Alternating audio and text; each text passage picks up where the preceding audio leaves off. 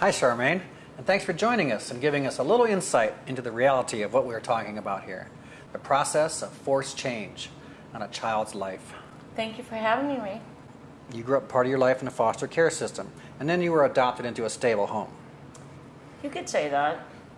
As you probably know, that is probably more the exception than the rule. Right. Okay, but let's go back to the beginning. You were how old when you were into the system? I was about 2.5, but actually it can happen from infancy all the way until your teen years. All right. Understanding that at that age, things sometimes can be very confusing. What was your understanding of what was going on? From what I was told, my mother had 5 children before me and my brother, and there was no father figure in the home.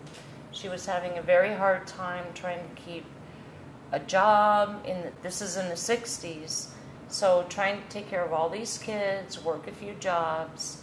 She just couldn't handle the pressure, and things kind of lapsed and neglect set in, and the state took us away.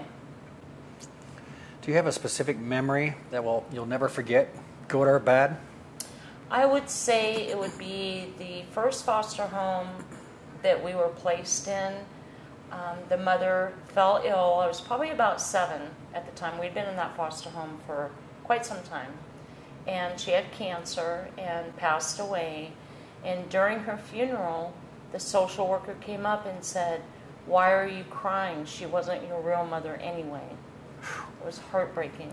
So that was the bad side. Was there any good points?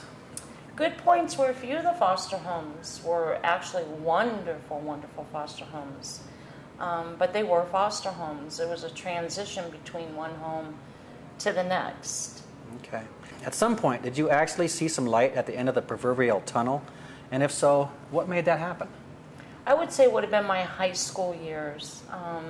The high school I went to really prepared you to go out into the world.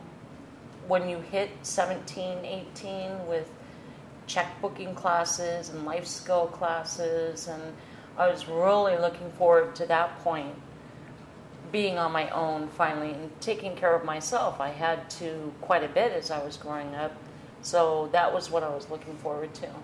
Okay, so you got adopted and finally some stability and permanence. How difficult was it to adjust to that after not having that for quite a while? After being in a few foster homes, my picture went in the newspaper. Adoption in limbo for children, and the state of California actually declared me abandoned by the state of California. A few months later, I went into a home which would be the final adoption home, and I was so nervous and overate on Oreos. So kids, watch out. Oreos aren't that good for you. I ate way too much and wound up in the emergency room. Oh, you poor thing. Is there anything you would like to add? A personal thought, a comment, a wish perhaps? A wish would be to meet my actual biological mother. I know her first name was Phyllis, a sister Cherie, a brother named Bob. Of course, my brother David I would love to see again. A wish would try to bring more light to the public that there are thousands of children in the foster system sitting in group homes that have no place, that need somewhere to go. And that's really what we're striving for with this program, is to make the public more aware of actually how many kids are in limbo. I understand. All right, Charmaine, I want to thank you for your participation in this interview. I understand that it might have been difficult. We understand that it's not always easy to think about the past memories, but we really do appreciate your help in presenting this to the public. Well, thank you, Ray, and I hope to see you again sometime. Thank you, Charmaine. Thank you.